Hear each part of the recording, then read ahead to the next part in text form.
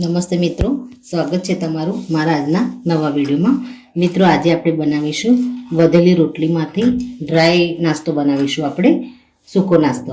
તો એના માટે 3 થી 4 રોટલી વધેલી છે, રાતની ઠંડી રોટલી છે, એને આપણે સૌથી પહેલાં તો કટ કરીશું. મિત્રો, જ્યારે ગેસ્ટ આવી જાય ત્યારે રસોઈ કરવામાં થોડું વધઘટ થઈ જતી હોય છે, તો ફેંકી દેવાની જગ્યાએ અત્યારે આપણે આનો ઉપયોગ કરી અને મીડિયમ સાઇઝના એના ટુકડા કરી અને ડ્રાય નાસ્તો સરસ એવો ચા સાથે લઈ શકાય એવો બનાવીશું. મિત્રો, રોટલીને આપણે સરસ એવી ઝીણી ઝીણી કટિંગ કરી લીધી છે. તો હવે આપણે આને વઘારવાની શરૂઆત કરીએ. મિત્રો, સૌ પહેલાં તો આપણે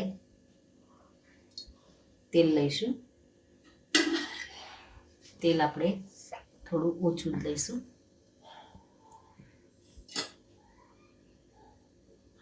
તેલને આપણે ગરમ થવા દઈશું.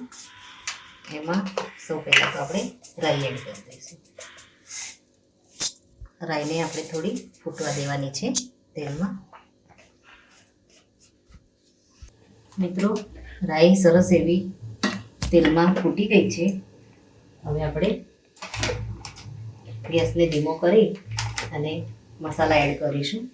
સૌ પહેલાં તો આપણે સૂકા મરચાંને ઝીણા કટિંગ કરીને લીધા છે. લીલા મરચાં આપણે કટિંગ કરીને લીધું છે. લીમડાના પાન આપણે સૂકા લઈશું.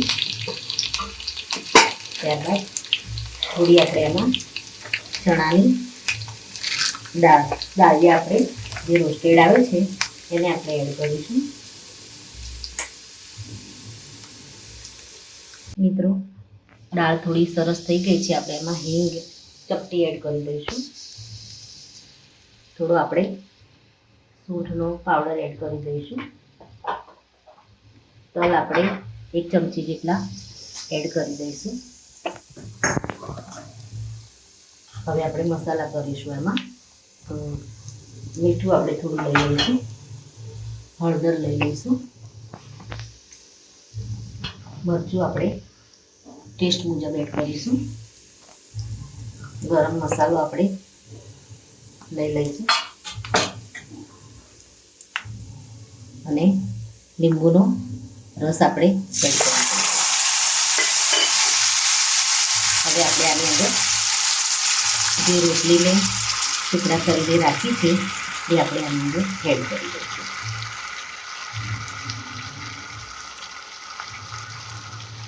મિત્રો, બાળકોને નાસ્તામાં પણ આપણે સ્કૂલમાં આપી શકીએ છીએ. હવે આને આપણે સારી રીતે મિક્સ કરી દઈશું.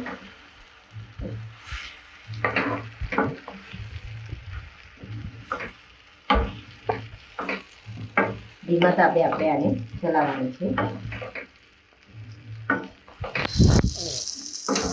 એકદમ સરસ ક્રિસ્પી થાય ત્યાં સુધી આપણે ધીમા તાપે જેને ચલાવતા રહીશું. મિત્રો, ધીમા તાપે આપણે 2 થી 3 મિનિટ સરસ એવી ચલાવી લીધી છે. હવે આપણે 1 ચમચી જેટલી ખાંડ એડ કરી દઈશું, જેથી ખટ્ટો મીઠો ટેસ્ટ આવે. ત્યારબાદ 1 ચમચી આપણે લીમડાની ડ્રાય ચટણી આપણે બનાવી એમ રાખેલી છે એ આપણે એડ કરી દઈશું. એનાથી આનો ટેસ્ટ ખૂબ જ સારો આવે છે. એમાં આપણે શેંગદાણા, ધાણા, જીરું બધું જ આપણે રોસ્ટ કરી અને મિક્સરમાં ક્રશ કરેલું છે. એ રેડી પાવડર આપણે લીમડાનો આની અંદર એડ કરી દીધું છે.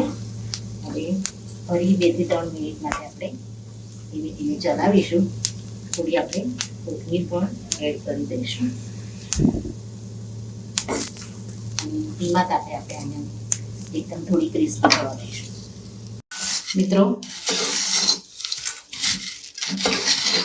રોટલી આપણી સરસ એવી ક્રિસ્પી બની અને રેડી થઈ ગઈ છે. અને આપણે ધીમા તાપે 5-1 મિનિટ સુધી ચલાવતા રહીશું તો સરસ એવી મસાલો બધો આની અંદર ભળી જશે. ગેસને આપણે હવે બંધ કરી દઈશું અને સર્વ કરી લઈશું.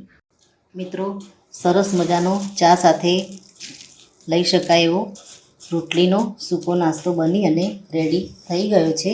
તો થોડી આપણે ઉપરથી ફ્રાય કરેલી શીંગ એડ કરી દઈશું. મિત્રો, અચાનક જો બહાર જવાનું થયું હોય અને આપણી પાસે રસોઈ કરવાનો ટાઈમ ના હોય ત્યારે જો આ રીતે બનાવી અને તમે સાથે લઈ જશો તો ખાવામાં ખૂબ જ ટેસ્ટી લાગે છે. તો મિત્રો, તમે પણ આ રીતે ઘરે જરૂરથી ટ્રાય કરો. આ મારો વિડીયો પૂરો થાય છે. જો મારો વિડીયો તમને ગમ્યો હોય તો લાઇક, શેર અને સબસ્ક્રાઈબ કરવાનું ભૂલશો નહીં. અને કમેન્ટમાં જરૂરથી લખો કે મારી આ રેસીપી તમને કેવી લાગી.